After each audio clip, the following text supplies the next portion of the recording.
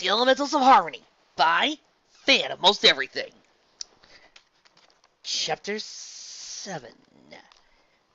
First in, last out. There was a resounding silence in the dining-cum-meeting room as the princesses considered their options. Luna spoke first. We need to take a meeting to Oxen.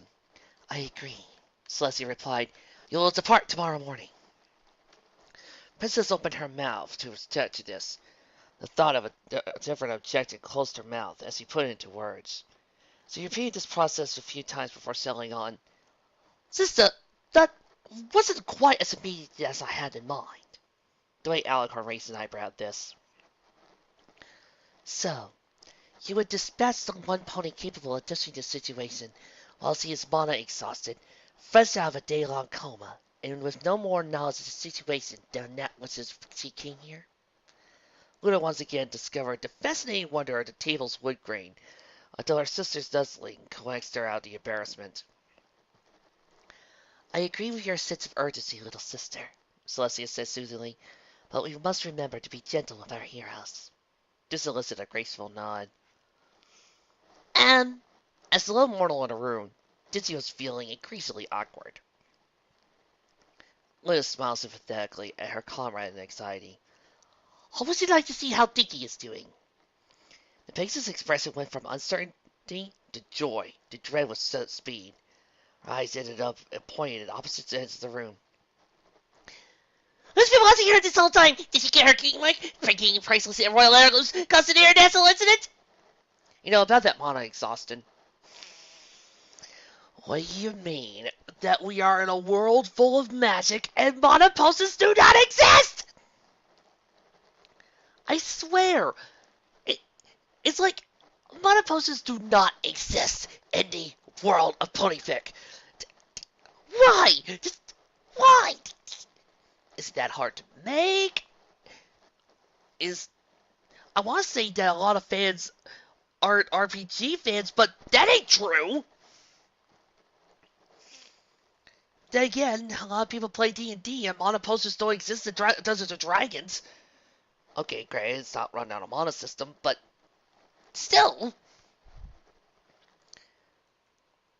Wouldn't a mana card be an interesting artifact to play? A mana potion would be an interesting artifact to play. Small mana potion. Untap 3 lands. Large mana potion. Untap all the lands. But I digress. Just why don't they exist? I mean, I feel like me and the Ludiverse are but two to actually try. The younger princess looked at the male mayor, as though she had grown an extra head. Celestia, however, just smiled. I assure you, Ditsy, you haven't missed any of your daughter's glories or shames. Now, Luna and I need to iron out some details, so Flawless Composure will be escorting you. Huh? That would be me, madame. The Grey Mare flinched back from the stallion that, despite his hornless forehead, had apparently teleported next to her. Where did you come from? Such madame is a parent. I should scarcely think that such matters would need to be explained to her. Dizzy built back her rejoinder and took a more careful look at the unexpected pony. Black suit jacket, white coat, black mane in short, sensible style, so stiff that a cyclone couldn't possibly shift a hair. Black bow tie cutie mark. In all, her first impression of Flawless Composure was along the lines of a black and white photo of the baritonic idea of Butler, that quintessential concept whose existence allowed ponies to perceive the flaws of actual consultants. And yet, just beneath the surface, was a familiar sense of mischief. The conclusion, once she took a moment to think about it, was obvious. You're Celestia's personal butler, aren't you? The Baron's hand of a grin flickered across the monochrome earth pony's muzzle. I am fortunate enough to have that honor, madame. Celestia gave a grin of her own. A composure has been my right earth pony for the last 7 generations. As her luminous majesty says, demurred Flawless. Dizzy gave a good-natured eye roll. Alright, right hoof, lead the way. The butler gave something between a nod and a bow. As Madame wishes. As the two left the room, Luna turned to her sister. What was that about? Next Sunday, you need to come with me to my meeting with Star Sparkle. Twilight's mother? I have to say, I do appreciate that her name was changed back to Twilight Velvet. Yes, me too. The two of us will tell you about the worries that come from raising a precious filly. Oh. Luna digested for a moment. When you said you would depart tomorrow morning, you meant only the news, right? Luna's only response was to whine her grin. The Princess of the Night felt her ears droop. Oh. And that is how my ancestor, Immaculate, acquired the position of Her Highness's head court servant. Huh. Dizzy was actually pleased to discover that, like his mistress, Flawless was a genuinely pleasant pony under all that pomp. Would the assassination attempt have actually worked? What? Oh, in case anybody is wondering why I haven't done a joke about Luna's right-hand man from the comics, you know, where Luna from the Luna one-shot where she got Tiberius.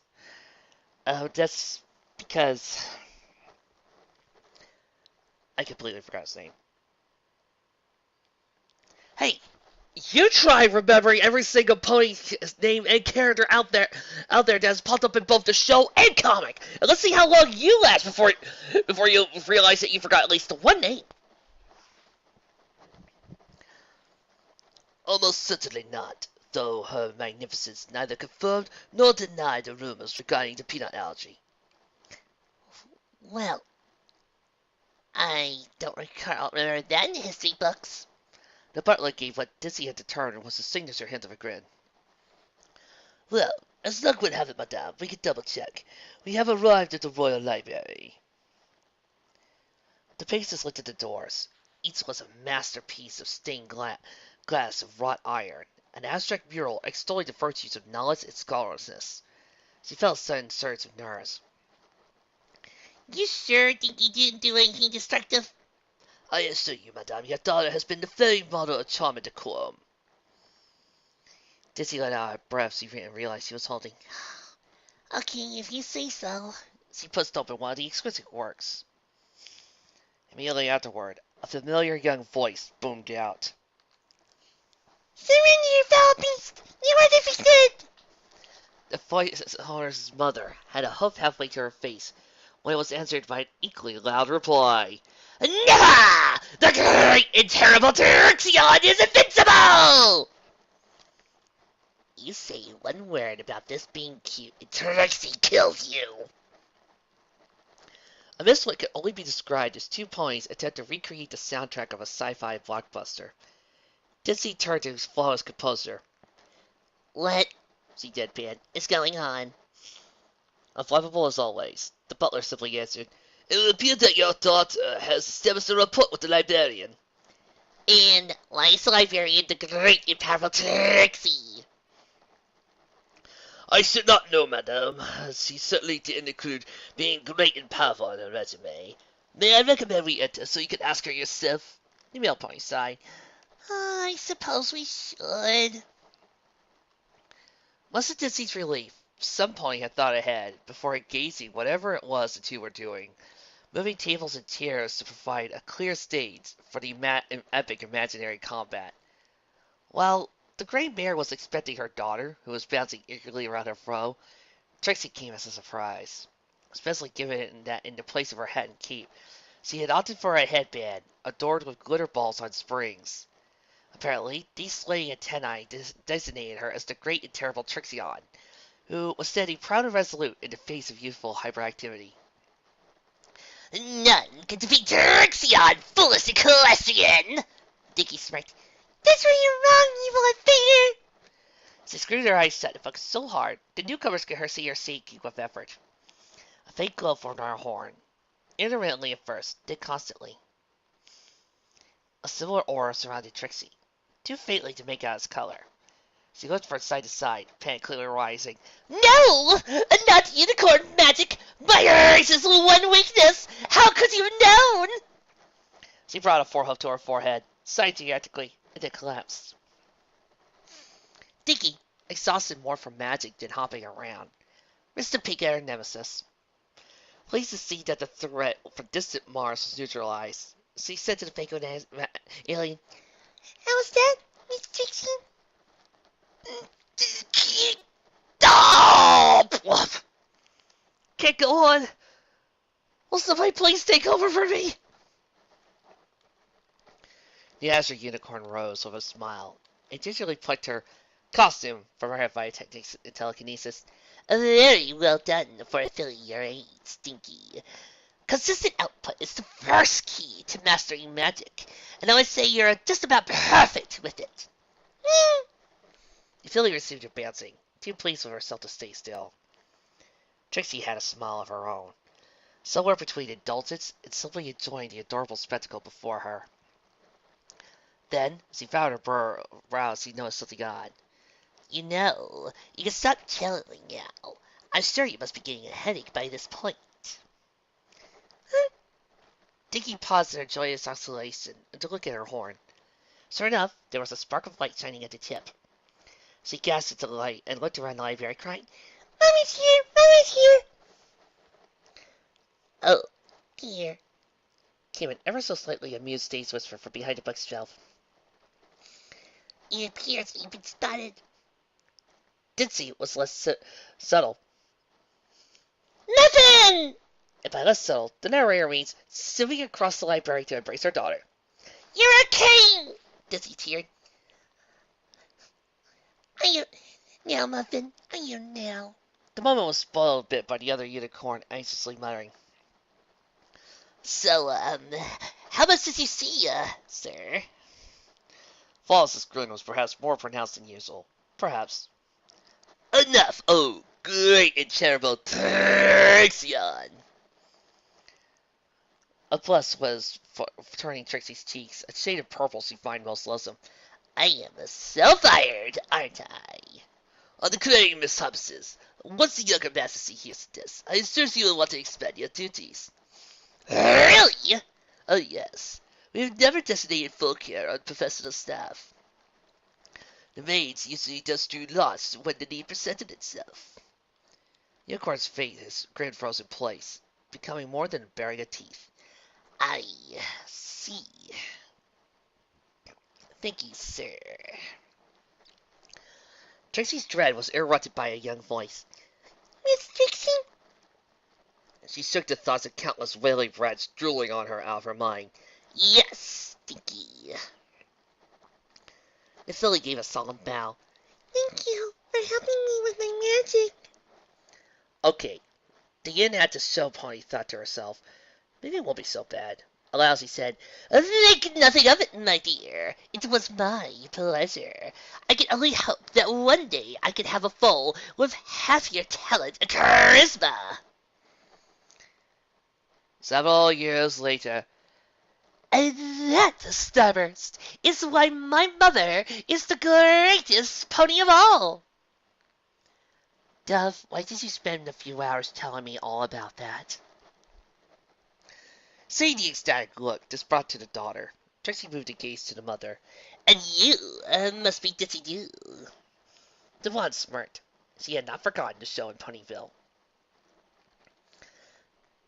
"Must I? I fired at some pony as magnificent as the great and powerful Trixie would know my name." Trixie, see, do you ever feel like this was a destined friendship, like we were meant to meet each other? Yeah, kind of weird. Do you know Lyra? Yes. Want to talk to her? I bet we would be fast friends.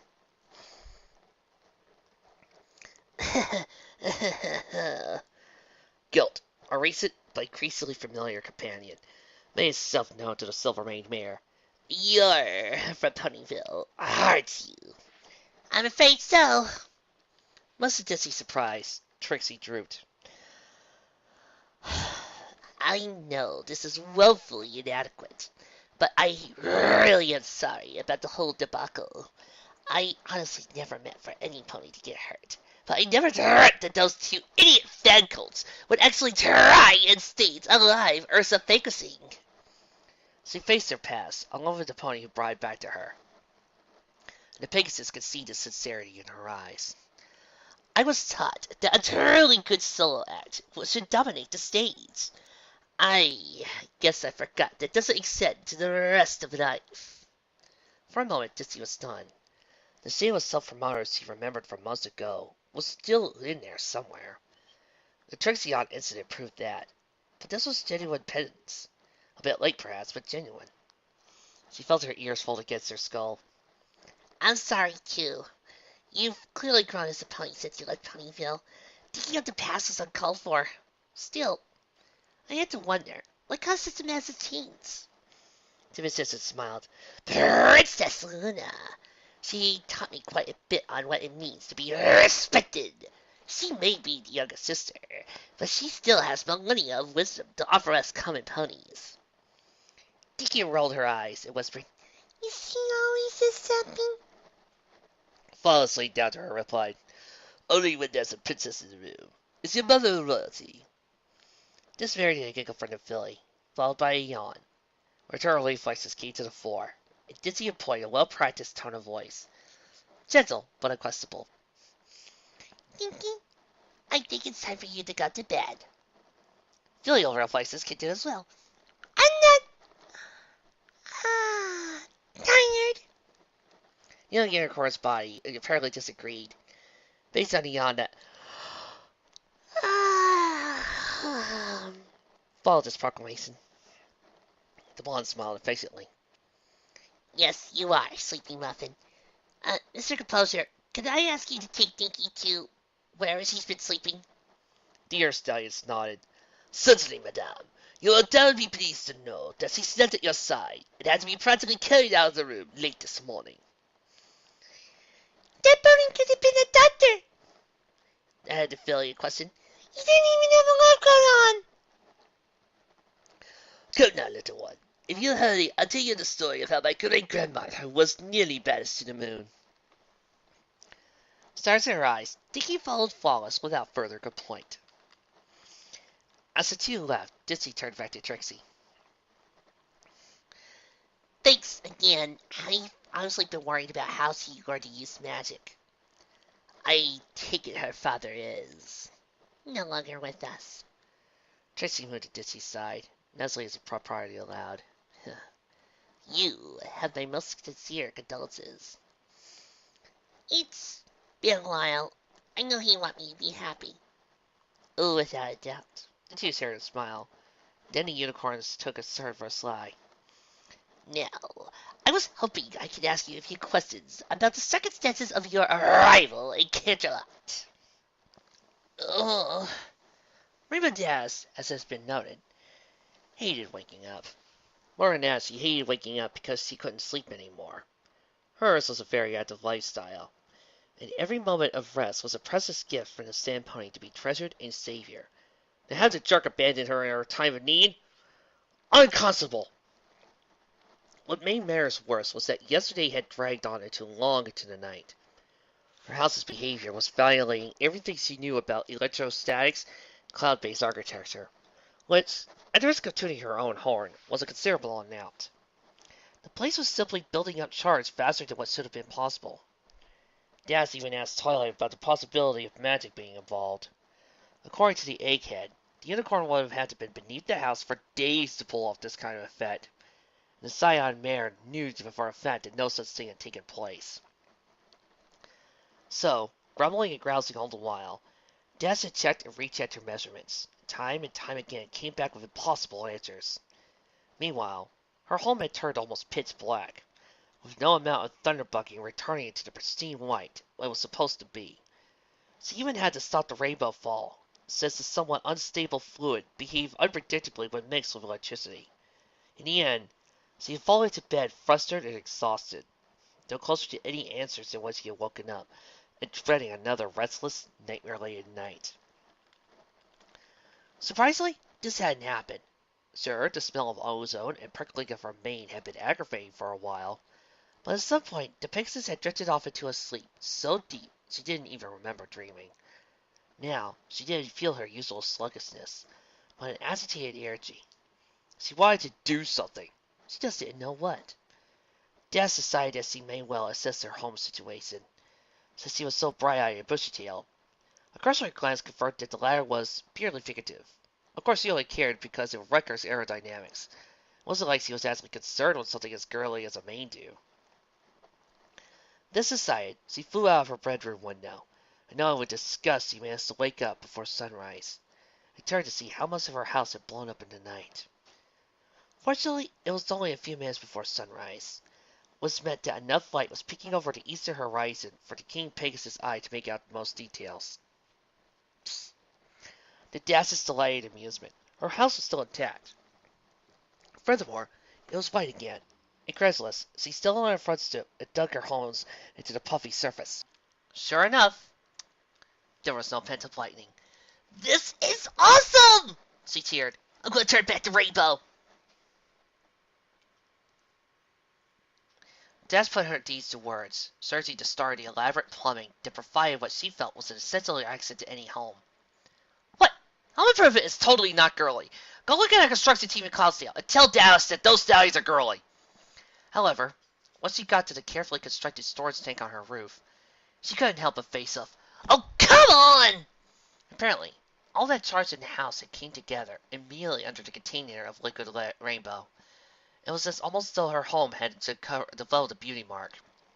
A blacker than black, ferociously craggy, heavily ionced beauty mark. "Great!" she muttered. "Now I'm going to deal with you." As if in response, the rainbow tank began to list, tumbling audibly, straining against the hidden torque. "Oh no, oh no, no, no, no, no, no, no, no, no, no, no!" Dash, the unattached end of the flight cylinder and essentially tugged it, trying to get as tight gripped as she could. Desperately, she beat her wings at top speed, trying to provide enough lift to keep the tank from falling through the errant path of cloud. Her mind raced along with her wings. "Too much energy! Must have overwhelmed the null wing magic on the tank! Gotta try and set it. If it falls, it's just gonna break open the middle of town. Can't let that happen. Cannot let that happen. You hear me? Rainbow Jennifer Dash!" Jennifer, that's a new one! "This is one thing that find out that ain't going down. Just gotta try to give us some horizontal movement. That was close. Can't break the piping if I gotta. Just need to tilt a little to the left. Develop! Back! Death felt her life begin to flash before her eyes as she tilted the mass of hypercharged cloud. She was up to her filly hood in always dressed in style phase when she realized by now she should have either left the electrified pass or been flash fried. Then, mostly improperly, she felt herself rise. As she blinked away the tears that had totally formed because of the smell of ozone and for no other reason, she realized she was being carried. She looked up to see a rescuer. Maybe a Wonderbolt or an early morning warm-up? The bottom dropped out of Dass's stomach. Nope, definitely not a Wonderbolt. Not unless they hired something with a thunderhead for a head. One that had rainbow flames continuously pouring out of what must be eyes. Finding the urge to panic, she looked around the rest of her savior's form. Okay, weird forelegs that bent the wrong way, like Spike's arms, maybe. No hind legs to speak of, just kind of trails off. Oh, look at that! The leg guards and the Griffin talons, sort of. 3 claws in the front, 1 in the back. Close enough. Oh, and of course it's made of clouds, and has rainbow lightning crackling through it. Finding the urge to shout, not a scream. Definitely not a shriek from Mom. She turned back to, for lack of a better term, that thing's face. Thanks for the save, but, could you, let me go?" The constant streams of prismatic fire briefly interrupted themselves. Dash guessed that was the thing's form of blinking. Then it stretched its forelegs out to spread its talons. The Pegasus rolled out of them and began a steady hover. "So, what are you?" It did a weird flame gap blink thing, leaving unexpectedly a brow. Uncertainly, this thing did not clarify things for the mayor at the least. Unnoticed by either, a specialized storage tank jutted out at the bottom of the house. Completely empty. Loyalty Elemental. Oh, we got a new card! 3 colorless mana. 2 red mana. Creature, Elemental, Flying. Players other than Loyalty Elemental's owner can't control it.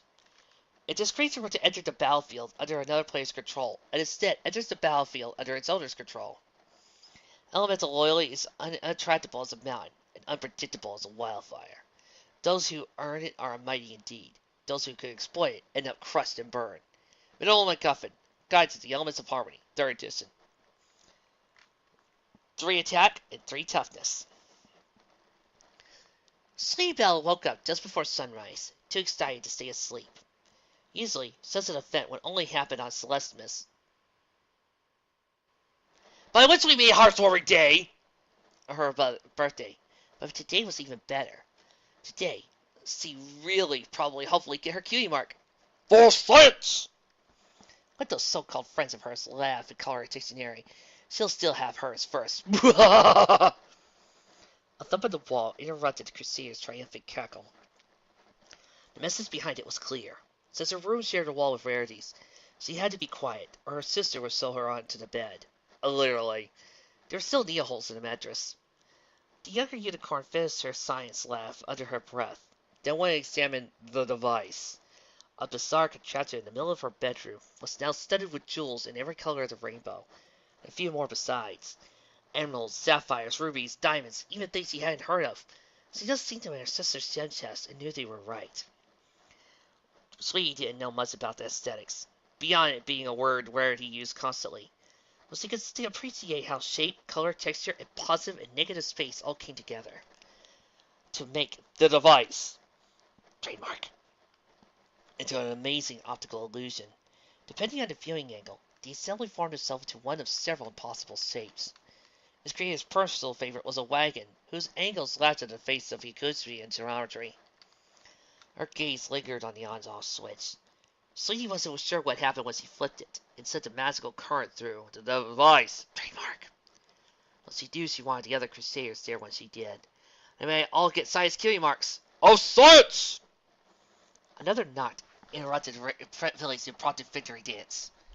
For a moment, she prepared herself for facing the dread horror known as Just Awakened Rarity, before realizing the sound came from downstairs. Curious and eager to demonstrate her maturity, Sleepybell headed to the front door.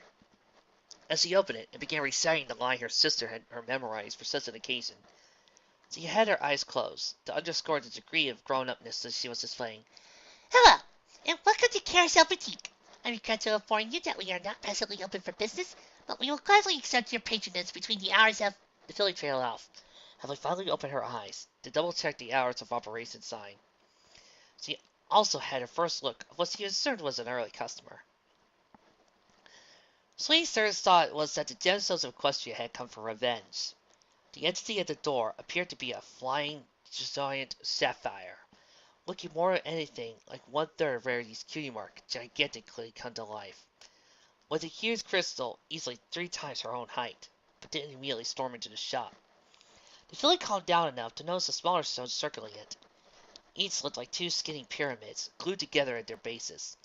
They were such beautiful, made of pure shade of blue. It was as though the larger jewel had brought fragments of the sky for barter. Faced with such a strange and alien being, Sleepybell found herself representing all of Equestria. Her next words would likely decide the fate of millions. Hi? The large gem began to glow. They reflected his light through its facets in clear, deliberate, and meaningful sequence. The meaning was, understandably, lost on the young unicorn. I like your sign. One of the satellite jewels moved away from his brethren, spreading out to maintain its equidistance. The crystal slowly floated towards the filly.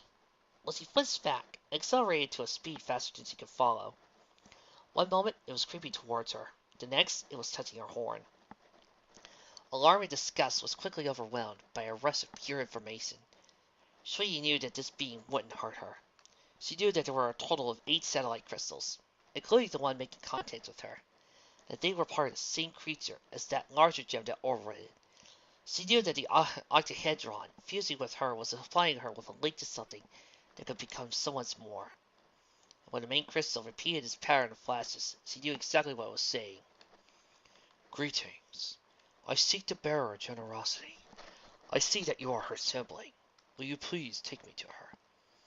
Well, your concern regarding her demeanor upon awakening. I assure you Dai could ease her out of her slumber in a way she will find enjoyable and invigorating. How? Your thoughts are clear to me. I shall not probe further without your permission. How? Your sister is the bearer of generosity. I am generosity. Sleevebell shrugged. She might be a unicorn, but this level of magical shenanigans was clearly outside her age bracket. Follow me. Thank you. Hey, Ken! No, I cannot determine the nature of your cutie mark. Aww! We got a new card! Generosity Elemental. 3 colorless mana, 2 blue mana. Creature Elemental. Each creature you control has the activated abilities of each other creature you control. 4 mana. Tap untapped target creature. Generosity flows like wind or water, open and indiscriminate. However, it flows on occurrence, not of matter, but of thought. Mineral MacGuffin. A guide to the 3rd Elements of Harmony, 3rd edition. 3 attack, 3 toughness. Applejack strutted to the orchard, straight and proud, as was benefiting the import of today's work. As the summer drew to a close, the apple crop went into the home stretch, the last chance for parasites and disease to wreak their havoc before harvest. Now, more than ever, it was essential that a close eye be kept on the trees, lest all the year's effort be for naught. Oh sure, given enough time and information, even some pony as fighting as Rainbow Dash or Fuzzy as Rarity could tell that there was something amiss. Heck, Rarity's obsession with detail might make her pretty good at it if she could get past the dirt. Other Earth ponies would be able to get by with less, able to tell from the ebb and flow of light where trouble might lay. Still, she needs some outside know-how to go from where and to why. But the ponies of the Apple Clan were undisputed masters of the Malus Domesticus diagnosis. A pony with the family fruit on her flank could, with a glance, discern between insectoid, fungal, microbial, and combination infestations. One look at the pattern of bites on a leaf would be enough to know which caterpillars could stay and which had to go. A single sniff of a wormhole could tell an Apple Clan's pony precisely which race of vermin had dared to befoul his family's pride. They didn't just grow apples. They knew apples. They lived apples. They were apples. Given all this, when Applejack found the most perfect apple seed seen, the reader hopefully appreciates the profundity of the statement. Neora's mare examined this fruit in awe. Its skin was the bold crimson of a midlife crisis and shined like a mirror. Though the apple had obviously fallen from the tree, it bore not a single bruise, blemish, or other contusion. Its flesh felt firm, fresh, and right in Apprentice's hooves. It smelled of life and of itself. Every instinct in Applejack's body told her that this was from restless prince, king of cultivars, against the kingless hate apple. Her stomach grumbled. AJ swallowed, uncomfortably aware of just how much this glorious specimen was making her mouth water. She knew that she'd eaten a considerable breakfast 9.5 hours ago, but her body had apparently found room somewhere for this avatar of appledom. Slowly, she brought this masterpiece to her mouth, hesitant to soil such glory with her base lips, yet desiring nothing more. Her awareness strained to hold only the apple, or perhaps it expanded until she was aware of nothing else. Then it opened its eye. Holy horse apples! Applejack flinched back, letting the fruit fall to the ground. It seemed not to mind, focusing on her with what seemed to be curiosity. With a gastric glorts, the mare couldn't help but notice the unexpected eye appeared to be the exact same color of her own. Each stared at each other for an moment, blinking the only movement by either party. Eventually, the armor's shock dropped to a point where her duty could reassert itself. She eased herself out of the crowd to reflectively amused. Well, you ain't even gonna do nothing. I got Teresa explained. With that, she resumed her patrol. As Applejack moved away, the apple sat motionless, as apples are wont. However, judging from the slow sweep of his eye, it was a deep in thought. Eventually, it seemed to nod as best as it could. Then, it began to writhe. 100 little signs came together, and Applejack nodded to herself. Pulling a piece of chalk from her saddlebags, she drew a square on the trunk of the tree, and then added 3 inside it. Apple trees had too many enemies to feasibly carry every possible countermeasure, So, the clan devised a series of pictographs to determine which would be needed at any given time. As the pony returned to chalk to her side, her ears perked up. There was a rustle. Her head bolted upright, and she immediately began looking for the intruder. "I don't want to hurt you," she called out, "so just come on out, slow and peaceful like, and we won't have no trouble." The source of the rustling quickly revealed itself, much to Applejack's amazement. As far as she could tell, it was the cyclopean apple from earlier, except now it was upside down, and it had legs. The legs seemed to be growing out of the stem, was explained the inversion. In any case, it didn't seem too confident on the appendices, stumbling now and again like a newborn foal.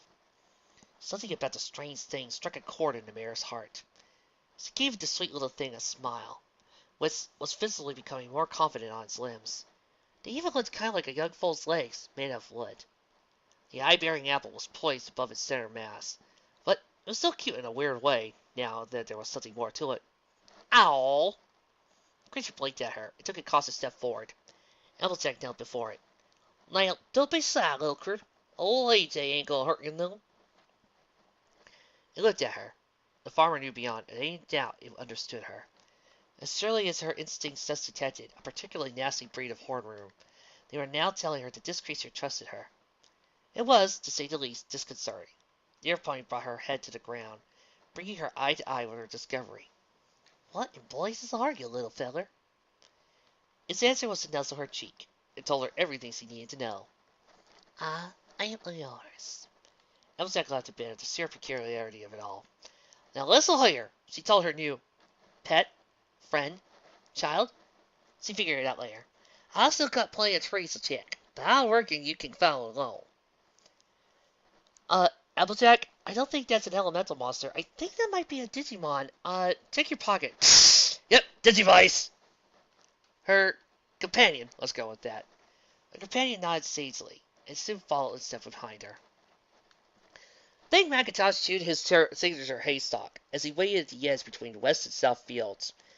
Applejack must have found a nasty little epidemic to be taking this long. The faster he could learn what it was, the faster he could prepare the heavy-duty anti-varmint device. A subtle vibration on the ground made the red stallion look down quizzically. Well, that was odd. "Hi there, Big Macintosh!" He looked back up. There was his sister. The look on her face was more upbeat than he expected. "What took you so long, Ellie?" he said pleasantly. After all, if his sister was happy, so was he. "I'll bet Granny Smith could take them trees faster than that." She made angry eyes at him, but there was a smile beneath them. "Don't you go saying that where she can hear it. She'll take you up on that flat face so you can say go to the laces." Just married a chuckle from the plow pony. "Yep. So, ain't it a serious thing?" "Oh, it's serious all right. Just ain't nothing to worry over."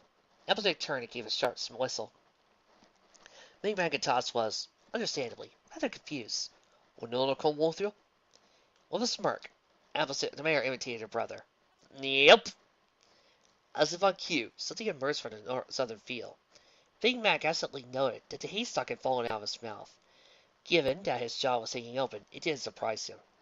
The one-eyed giant apple up its strapping legs wasn't that was as tall as him. That surprised him.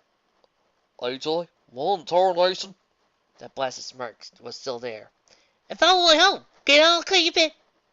Sam's response was distant, so he decided this was all a dream. It best to play along until he woke up. "I reckon you ought to ask Granny, or maybe Miss Twilight. Seems like something she know about."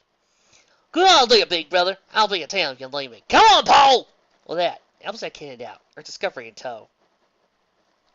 As Big Macintosh watched him leave, he swore he could hear the thing grow.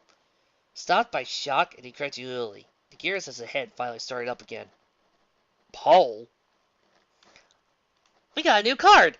My God, we've just been racking this up!" Honesty Elemental.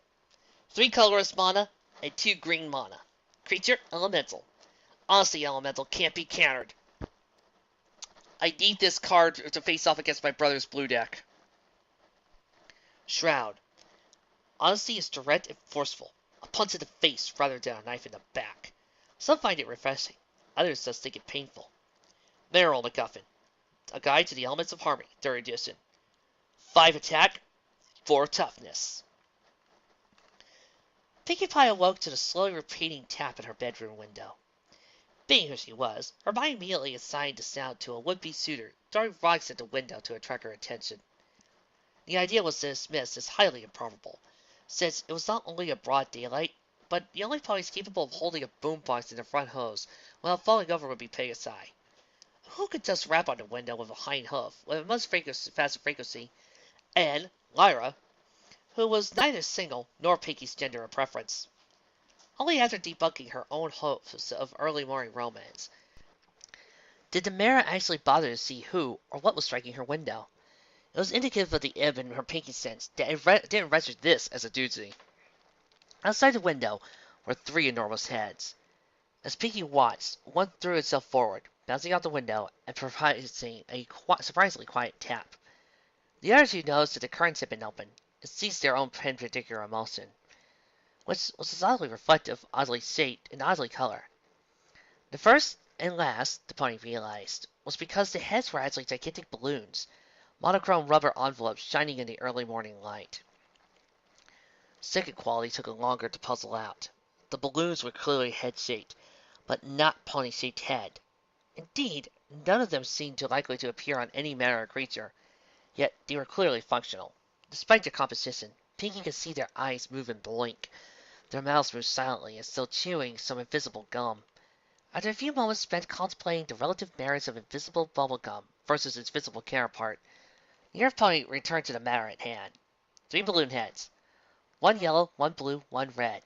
Each a caricature of some non-equine race. Each looking at her, almost expectantly. Then somehow, it clicked. Oh, I get it, she cheerfully said, named in turn.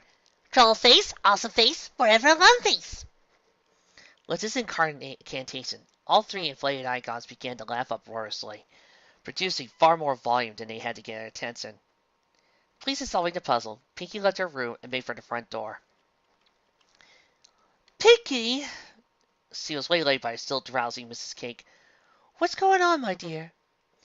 Oh, nothing important, Mrs. Cake. Just a physical embodiment of the elemental ladder outside my window. Now that I've properly identified its mimetic origins, and I are going to have flashy adventures. The baker took all this in stride. How much was living with Pinky and how much was not even being remotely awake was difficult to see. I see. One of those things again. I'll best go back to bed before the blondies start performing Gaskin and Sullivan. All right, maybe not so difficult. Have a good time, dear. Thanks, Mrs. Cake. With that, Pinkie Pie bounced her way out of the Shikaku corner. As she did so, the idea accidentally given to her by the mare she thought as a second mother took root in her fertile imagination. By the time Pinkie was at ground floor of the bakery, trumpets and strings were already piping in from beyond the perceivable universe. Oh, it's this song again. Ready? 1, 2, 3, 4. I'm the very model of a modern cartoon character with sanity that's low enough to be a fourfold rarity. I know our ancient history and the pony's inspirational from Applejack to Scootaloo and order generational. I'm very well acquainted too with matters so hilarious. I understand plays on both works as safe and precarious. About Festival of Fear, I am teeming with a lot of news, with many cheerful tales about that one time with the chocolate mousse. With many cheerful tales about that one time with the chocolate mousse. With many cheerful tales about that one time with the chocolate mousse. With many cheerful tales about that one time with the chocolate mousse. I'm very good at musically diffusing potential fights. I know the single workings of counteracting Pedro's fights. As short as one insane enough to be four-wall interior, I'm the very model of the modern cartoon character. It's as insane and wonderful to be a four-wall terrier. She is the very model of a cartoon character.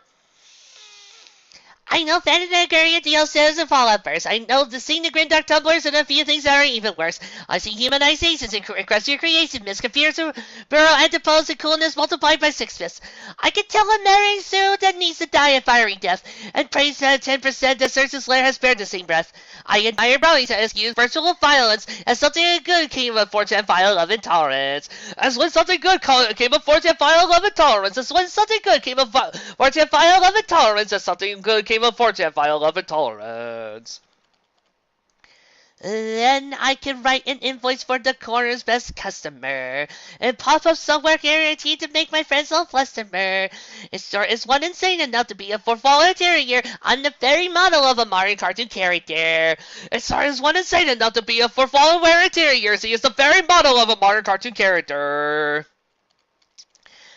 In fact, when I know what is meant by psycho shy and Applejack, when I can tell from sight the hubble from my cigarette stash, when such and such and memetics I can allude to, and when I know precisely what's been referenced by Scooby-Doo, when I know the puns that can be made with horse anatomy, when humans adore me more than Celestia's Academy.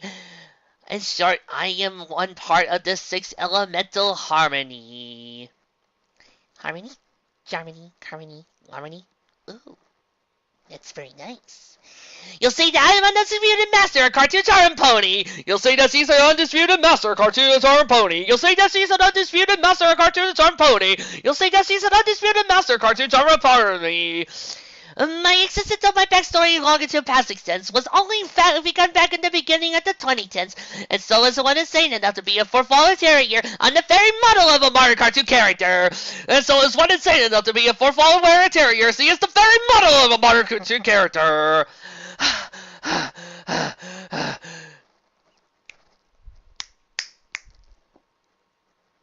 Beat that, Magpie! As the unseen orchestra got the last few notes in, Pinky considered the entity now before her, having made her way to the balloon being over the course of the musical number. It really did appear to be a trio of living balloons, complete with strings that trailed down and nodded themselves, re-emerged its spindly legs. The massive heads looked down at her and hooted with laughter again. It's a good thing this story takes place before season 2, the mayor mused, or I find this a lot more disturbing. Come on, guys! Let's go have some fun! The laughter elemental literally jumped for joy. Then brought the red, wrinkle-head troll face down to Pinky, so she could scramble up onto it. Once he was in place, all four mouths gave another lengthy guffaw, as the thing began to wandering who knew where. We got a new card! Laughter elemental. 3 colorless, 2 black mana. Creature, elemental. Whenever an opponent loses life, you may gain that much life. Damage cost is the cost of life. Laughter could cause me many things. Mirthful or malicious, cold or craze. It shows that at least one pony is happy, but nothing says about how. Meryl MacGuffin, a guide to the elements of harmony, 3rd edition. 2 attack, 2 toughness. Fluttershy's Cottage, a place of peace and healing. More so than usual. In fact, Pegasus were recovering at speeds the Pegasus had never seen before. Normally she would be thrilled that the animals were healing at such uncanny rates. But she couldn't help but think, what if they healed faster than she could treat them? This wasn't a matter of job security, but of practical medicine. Oh, diseases wouldn't be a concern, since the microbes didn't appear to be severely vitalized. But what about injuries? Already there were animals with fractures that were healing twice as fast as expected. What if some poor squirrel broke a bone that mended incorrectly before Fluttershy could set it? She just didn't know what she would intentionally break a bone, or cause pain and suffering in the name of healing, and flew in the face of the hippocampic oath. What would the legendary sea pony known as the father of medicine say upon seeing who had taken a solemn vow doing such a thing? Well, assuming that sea ponies could speak, or indeed even breathe in air, if they existed at all, and even if they did, this was the pony who claimed that mares and stallions had different numbers of teeth without bothering to count. Not to mention, Fluttershy was interrupted from the deconstruction of her hero by a knock at the door. "Coming," she called, grateful for the visitor. She wasn't sure she wanted to follow that line to its conclusion. No, that way led to the unpleasantly applied bone saws and giant glowing fights.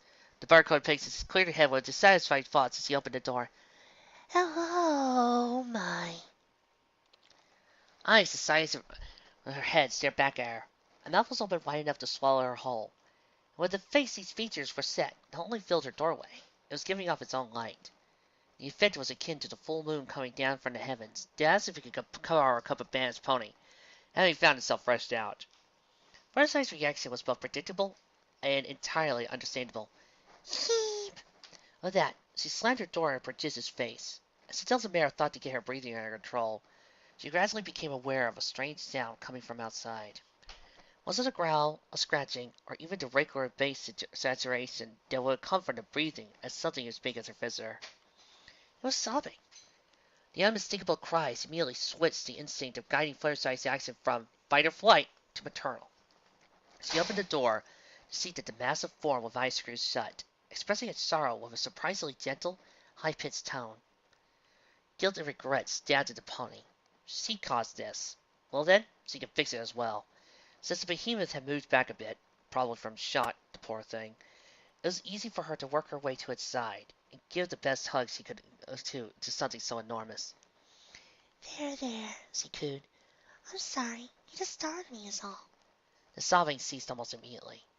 From this angle, Fluttershy could see that the creature continued for quite a length, the rearmost portions of its body bending past her fence. As it adjusted itself to get a better look at her, she saw it was segmented into a row of nearly spherical sections, like a chain of connected bubbles. At the front and rear thirds of its span, each segment was tipped with a pair of stubbly rounded legs. The pony gulping mouth she so afraid was, she could now see, as toothless as gummies. Furthermore, it was now clearly smiling. Overall, it seemed to be a full drawing of a caterpillar, just large as and more luminous than the usual portrayal. Despite her vast zoological experience, Fluttershy was unfamiliar with this strange entity. Between appearance and behavior, she settled on caterpillar as a temporary label. Why don't we go in? She quickly reconsidered, as she saw her house couldn't handle a guest of this magnitude. Go to my friend Twilight. I'm sure she'll know what you are. Maybe we'll even get to see you turn into a beautiful butterfly. The glowing grub nodded, and then buzzed itself up and seemed to bow before her. Do you want me to ride you there? Another nod, a bit more awkward in its current position. Fluttershy couldn't help but smile at the idea. Okay, just follow my directions and we'll be there in no time at all. A moment airborne, as she settled herself atop the massive head, the larva then urged its way towards Ponyville, extending a distinct air of triumph. Angel watched the two go. Despite his best efforts, he simply hadn't been able to bring himself to harm the giant glowworm that was made off of his pet pony. The thing managed to come off an even more gentle and innocent than she did, something the Legomorph could have sworn was physically impossible. With a sigh, he righted himself on his meditation carrot and began to methodically chew on it. The runes were relatively simple. It would take time to inscribe. There was no sense of ruining them through haste. Once they were complete, he'd have all the time in the world to show what happened to gargantuan maggots that messed with his little pony. Kindness Elemental. Ooh, a new card. 3 colorless mana, 2 white mana. Creature Elemental. Kindness Elemental is indestructible. Prevent all damage that would be dealt to and dealt by Kindness Elemental. Kindness persists long after most other elements have exhausted themselves. When there is nothing left to give, to tell, to swear to, or laugh at, there is still some pony who wants help. Merrill MacGuffin, A Guide to the Elementals of Harmony. 3rd edition. Where time has, had, will have no meaning. Tezzeret had been called many things by many beings. Genius, madman, boss, insect, seeker, agent, friend, murderer, and 100 other titles better or worse than any of these. Even that he used his name for more of a description. In the argot of the slums he had grown up, a Tezzeret was an improvised weapon, a kept hidden until it could strike a crippling blow. But at his core, beneath the bright ego, brutalness, and sentimentality, there was a basic truth that defined a man more than his artifice, his right arm, even his spark. Tezzeret was a silly man in a serious multiverse. This may not seem like an especially world-shaking revelation. I did mean that of all the planeswalkers who might have been moving through the blind entity eternities, he was far best to encounter Dizzy Do. Of course, he didn't know what that at the time. What is that? A weedy, sarcastic voice sounded in his left ear. It was in fact his own, saying that it was stripped of the arrogance and harshness that came from an early life spent clawing his way up from the bottom rung of a very tall social ladder. His name was Doc Jest, and his story was a long and strange one which will not be discussed here. It said this, offhand I say to Pegasus, you didn't notice, but it burst out of that plane like a homunculus with its head on fire. Really? Yep. Think some aetherware sent it out here? The dreadlock human drifted closer to the equine ejecta, close enough to perceive the plane that had spit it out. Unlikely for two reasons. One, aethercraft is not a common practice on Ugala. Ugala?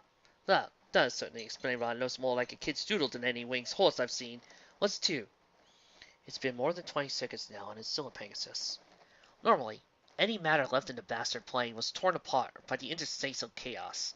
There's only one exception to this rule. Doc summarized that rule quite nicely. Are you saying this thing is a planeswalker? Trotter? Flapper? Whatever. Is that even allowed to happen? Clearly, or it wouldn't be drifting by us. Tezzeret sentimentality gave it an unpleasant twinge as we recalled a similar first walk. We're going to help this creature. We are. Do you have any additions, Doc? Would you care if I did? The artificer took a moment to consider this. No, in this instance I don't believe I would.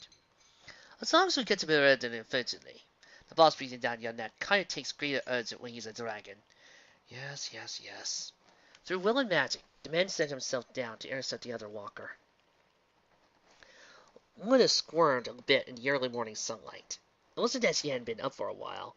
She technically didn't need sleep, though according to Celestia, she started going a little crazy after the 2-week mark. Nor was it the sensation of seeing the sky to her sister. After so long, death felt right. That was the idea of having to go out in public, in the day, without an illusion, with less than 12 hours warning. While Luna often wondered just how justified the ecological devastation that eternal night would have brought, she never once questioned how she could have come to hate her sister. Princess of the Night decided she needed to distance herself from that particular line of thought. What is Trixie? I told her to make another night of it. As if in response, there came the unique blend of footsteps, muffled curses, and ominous thumps that comes from some point in a hurry, trying very hard to neither be late nor break anything valuable. After a short while, the cacophony resolved itself into Trixie. Her horrendous bedmate hinted at how Rose hit her. Forgive my tardiness, your highness, she panted, bowing to each princess in turn. She then leveled a glare at Ditzy. Some pony thought it would be funny to unleash upon me horrors it was like so as no pony was meant to know.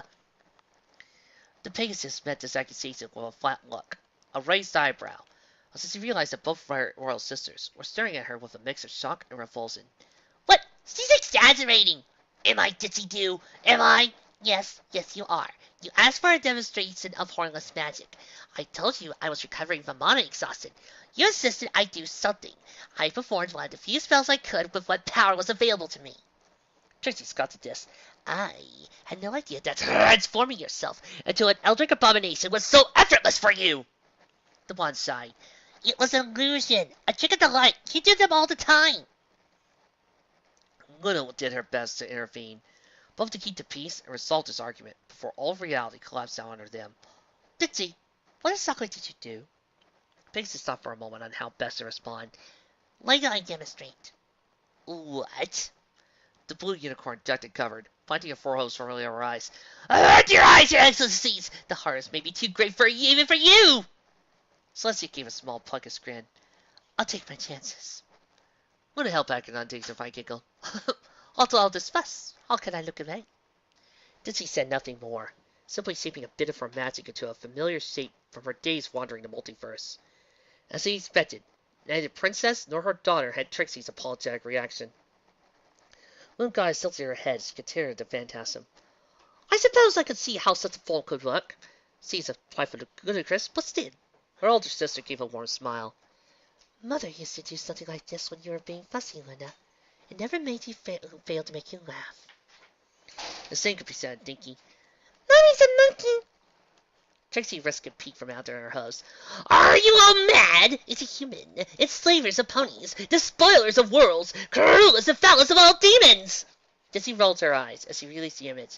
They're not that bad. Well, most of them. The showmare carries over her naked eye. Have you seen humans and lived? Seen, met, befriended. If you like, I'll tell you about when the world is in a crisis. Right now. Quite. Celestia moved so she could address each unlikely quartet. They, in turn, formed a rough line to opposite their view of her. Some Princess smiled as she moved down the line, reviewing her troops. Kind of. If she were ever in a war where her only available forces were a lone Pegasus, 2 unicorns, one of them still affiliate, and her own sister, she'd probably either surrender or make the sun go nova, depending on the nature of enemy, of course. In any case, she came to a halt before the 4 of them. Dearest friends, loyal subjects, beloved simply, I have placed on your shoulders an awesome task, one that may decide the fate of all Equestria, if not the universe as a whole. I would never have done so if not the most unboasted confidence that you would succeed. According to scouting reports, what we have feared has come to pass. Entities the likes of which I have never seen have appeared in and around Ponyville, and appear to be congregating at the Books and Branches Library. Right next to the Golden Oaks? Reports have reported that 5 of the beings, so they are no doubt attempting to call forth the 6th, a being of pure magic. There is no telling what a creature would be capable of. I ask of you this. Stop these monstrosities by any means necessary. Do not allow the most terrible of them to be born. Save this land. Will you do this? Dizzy bowed solemnly. Yes, Your Majesty. Dicky gave an exaggerated guard salute. By your command. Trixie smirked. Consider it done, Your Highness. Luna rolled her eyes. Let you gotten your speech all the way. Can we go? The Princess of the Day gave her sister a most undignified raspberry. You're no fun.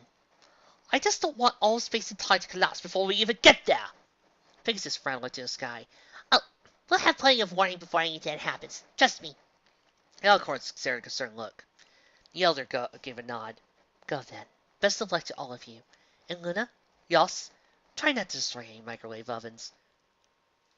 Oh my god. That's a progress reference! A freaking progress reference! It's been so long!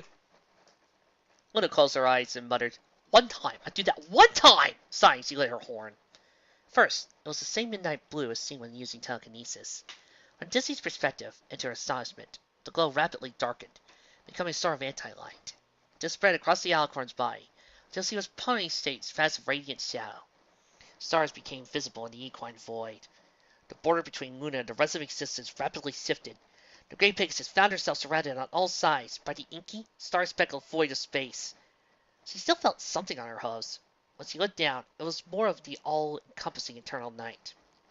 Then, something at the edge of her vision drew her attention. First it had been motion. Now Dizzy put a name on it.